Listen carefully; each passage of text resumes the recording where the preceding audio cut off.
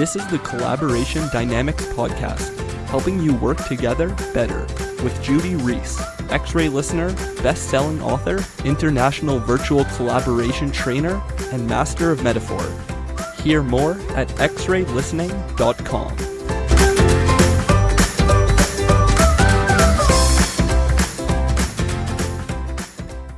How do you create a collaboration that builds something that lasts? That's one of the things I've been talking about with Andy Smith. He set up a voluntary group, an NLP practice group, which has lasted and lasted. Let's find out how he did it.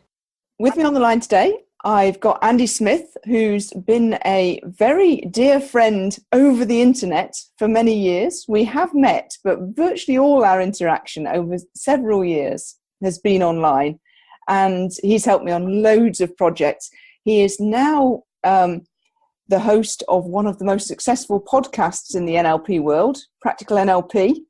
And I'm delighted that he's agreed to be interviewed for my podcast. Hello, Andy. How are you doing? Would you like to introduce yourself properly? Hello, Judy. Yes, I'm good. I've just come in from an hour of shifting a pile of logs in the sun, so excuse slight breathlessness, and your listeners won't pick it up, but sweatiness as well. So I am an NLP trainer and been involved in NLP for about, this will be the 20th year that I've been involved in it, but I'm doing rather more now in the way of emotional intelligence and appreciative inquiry in the corporate world. Emotional intelligence and appreciative inquiry. Now, I could ask you all about that, but this podcast is all about collaboration. And yesterday, when I asked you, would you please be kind enough to be interviewed, you were a bit reluctant. Yeah, I was. It's true. And the reason is that the vast majority of what I consider my most successful or quality work I've done by myself, or I've been in charge of people, assistants and so on, rather than collaborating. I often come away from a collaboration experience feeling that could have gone better, or why did they have to do that? Or And yet I know that amongst other things, you founded the most successful NLP practice group in the world in Richmond. So you say it's the most successful. I've not seen the stats, but nobody has contradicted that so far. So I've been saying it for a long time. Since as a result of you founding that group, I ended up meeting a lady who was my business partner, who later became my co-author of the book I wrote, and so on. So all sorts of interesting collaborations came out of that, and something like a practice group cannot be anything but a brilliant collaboration. So I think there's something really interesting here. So okay, loads of people got loads of business opportunities and course participants and so on from that group. But you are actually right when you mention that group, which was a long time ago for me now, because I handed it over to somebody else in, I think, 2001 or possibly even 2000. I handed it over to Balbir Chagger, and it's now in the hands of Henrietta Late, I think, and still running. That was actually an example of successful collaboration, because I didn't found it by myself at all. I founded it with another guy called Nick Driscoll, and we were both kind of equally in charge of it and co-handled the running of it and so on. And yeah, that was a time when I did actually collaborate successfully with somebody, and we created something and sustained something really worthwhile there for at least 5 years. Yeah. Mm-hmm. So when you were collaborating like that with Nick, that kind of collaboration, that was like what? It was like we were going in the same direction. We didn't know where it would lead. We were having a lot of fun along the way. We were there to support each other. I mean, it didn't seem hard. None of it seemed hard at all. Setting that group up, getting the audience. This is pre-internet, of course. I think the internet was just emerging in about 1995. So we used to send out flyers by post and so on. But first meeting absolutely rammed. I think there was about 40 people there. Packed out the room anyway. Second meeting about 6, but that's all right because it was usually at least 20 or 30, which was more than enough to sustain it. And yeah, it all seemed really easy. We didn't really face any massive challenges, though. It wasn't stressful.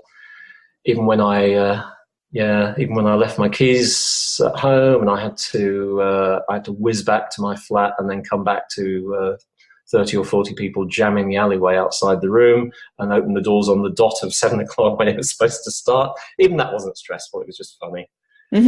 So we were going in the same direction. We thought it would lead somewhere exciting, and it did. We met loads of people. We learned loads.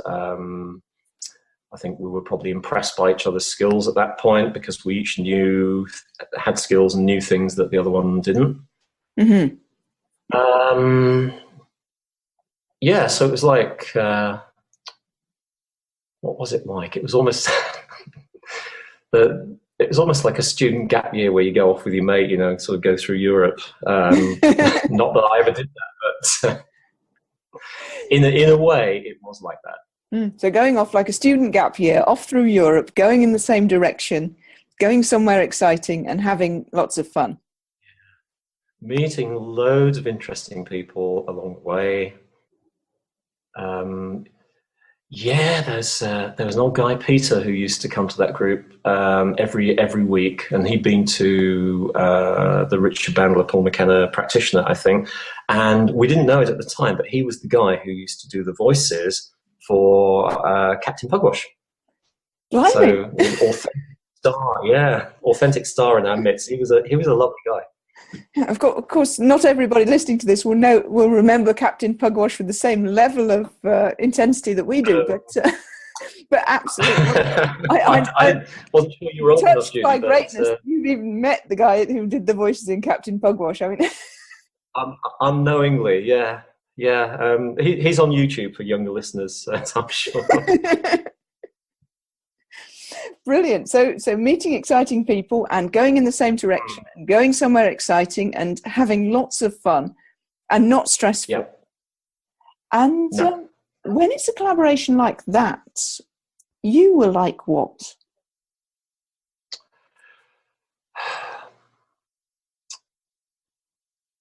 Relaxed, easy, feeling somewhat supported, not that a huge amount of support was needed. If I was ever on holiday or busy, he'd host the group on his own or vice versa. And I think we drafted another guy in to be sort of backstop as well, for occasions, the rare occasions when neither of us could make it. So it made it easier having two of us. It made it less work, obviously, because we could share the work. And you respected each other's skills. Yeah. I met Nick when I assisted on a master practitioner course, I think, that he was doing with Amy Chu, the lady that I trained with. And when he graduated, he was in the sort of class after me.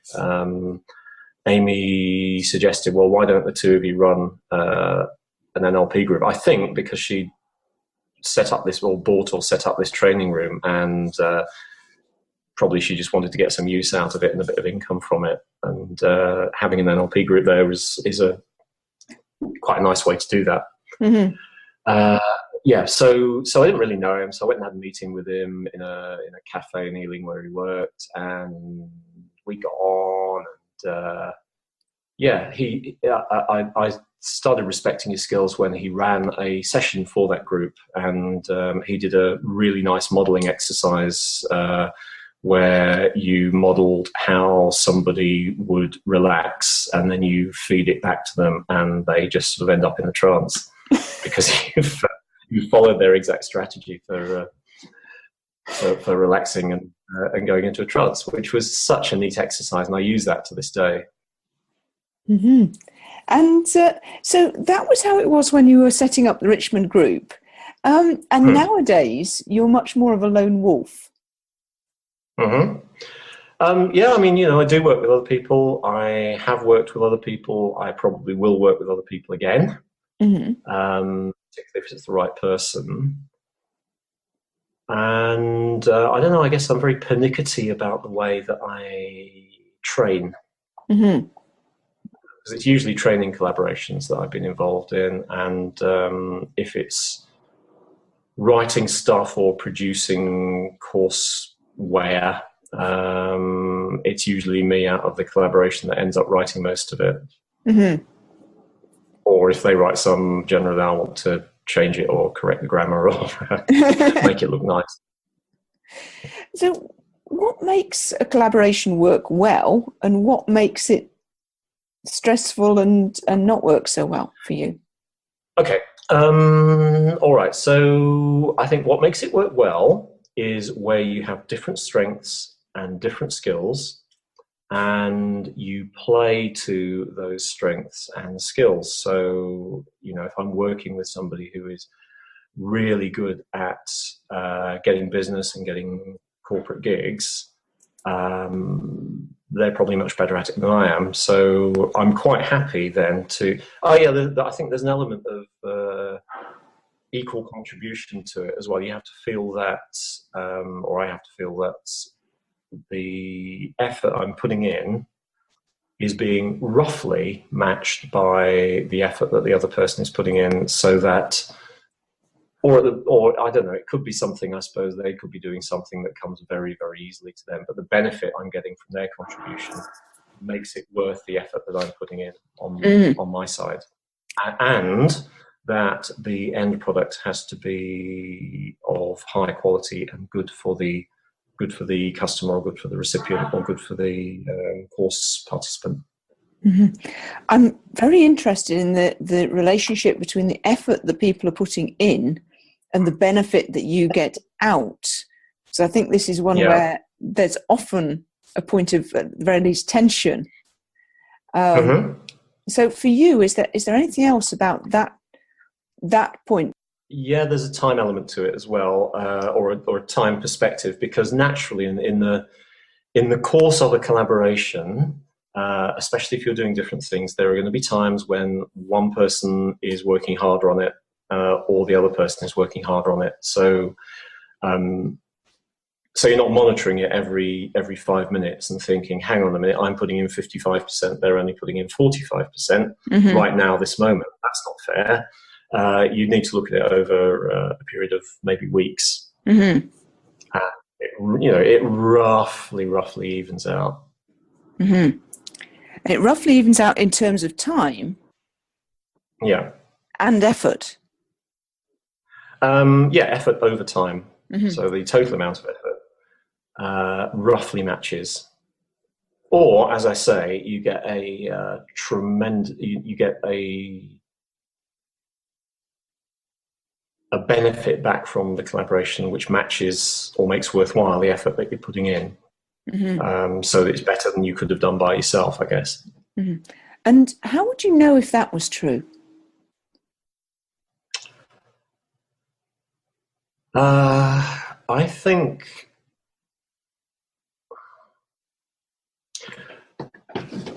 you can get a sense of how much effort people are putting in, I think, because you have a rough idea of what they're doing, even if you don't know how they're doing it exactly. The other thing that shows up, I guess, is on the financial side. So, for example, I collaborated with someone around delivering appreciative inquiry facilitation and courses for quite a few years. And I put most of the work into writing the handouts and probably designing the course. I mean, that's not strictly fair because I think she designed the course and she wrote some handouts, and then I just insisted on rewriting the handouts. So that was me. But I did the website and I wrote a little blog for it and so on. And so I was probably spending quite a lot more hours on it. On the other hand, she had loads of contacts, and probably 95% of the work we got was through her. So that worked out very well, and I certainly wasn't complaining. Mm-hmm. And when there is that balance of effort and benefit like that, then what happens to the kind of collaboration that's like a student gap year?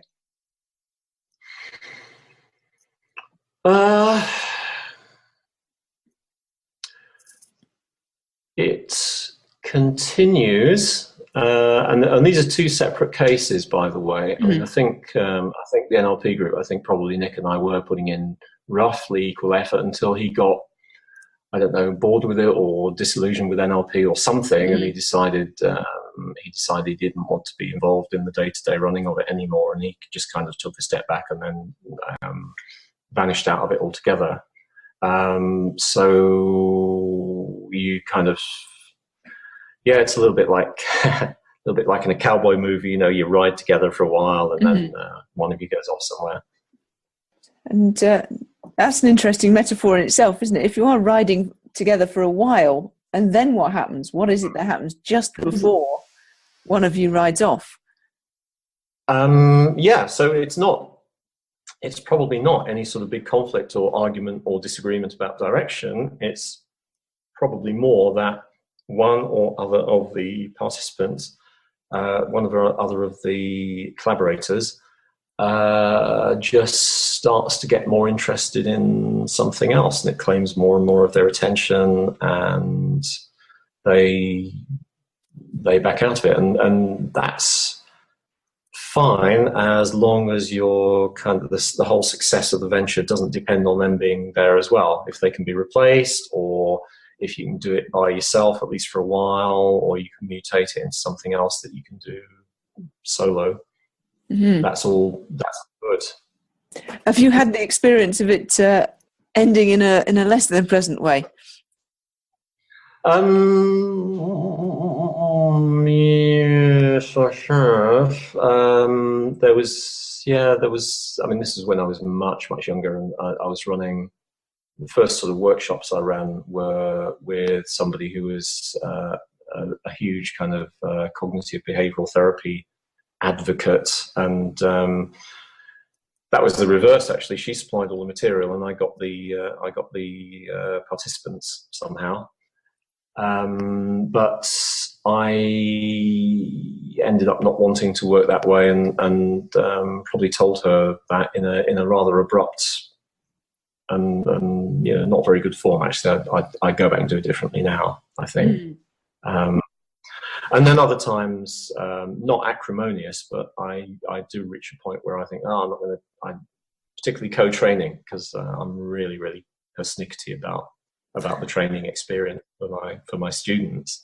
So I did actually write a blog post about this a while back, about what co-trainers can learn from improv comedy, which I don't know very much about, but I do know one thing about it, which is there's this principle which is the basis of it, which if I'd been smart, I would have looked my blog up to remember what it was called. But basically, you have to say yes to whatever the other person is doing. You can't contradict it, and you have to sort of go where that takes you. And I think if your co-trainer knows that and is familiar with it, and remembers it once you've explained it to them 3 or 4 times, which sometimes they don't, then everything's going to be okay, more or less, I think. If they don't get that, then it makes it hard to continue collaborating with them. This is probably just my personality type, but one thing that will will mess up a collaboration for me is if they're kind of aggressively giving you feedback all the time. Mm-hmm. This is probably just my personality type. I know some people really thrive on feedback. I find there's a small amount that I can take, and after that, it gets counterproductive. I think it does depend on the kind of feedback, doesn't it? Well, it does, doesn't it? Yeah. And one of the things that I talk about when I'm doing collaboration dynamic stuff is a particular feedback model that puts the responsibility on the feedback giver to actually take a bit of responsibility for what they're doing and how it lands. Right, okay. An awful lot more. A lot of people give feedback in a sort of very random and, as you say, aggressive way, using feedback as a weapon. To make themselves feel better.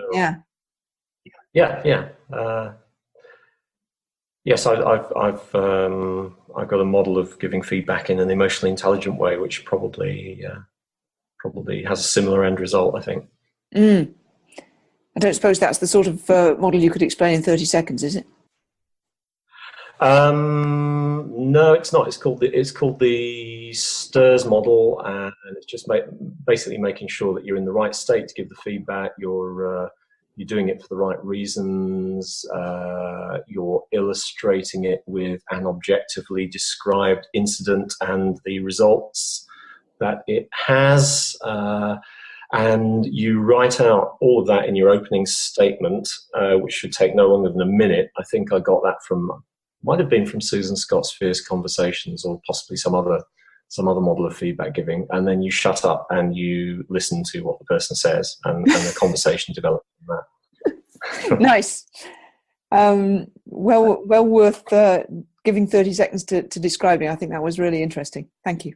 So if people do want to contact you to collaborate with you or for any other reason, how should they track you down? Okay, they should track me down from my website, which is coachingleaders.co.uk, or they can find me on Twitter at PracticalEQ, or they can find my podcast, which is the Practical NLP Podcast, on iTunes or wherever your favourites. I guess, everyone likes podcasts that's listening to this, presumably, since it will be a podcast, on iTunes or wherever. And the website for that one is nlppod.com. So, big takeaways for me from that. Feedback. Be careful about using feedback as a weapon. Aggressive feedback can kill a collaboration.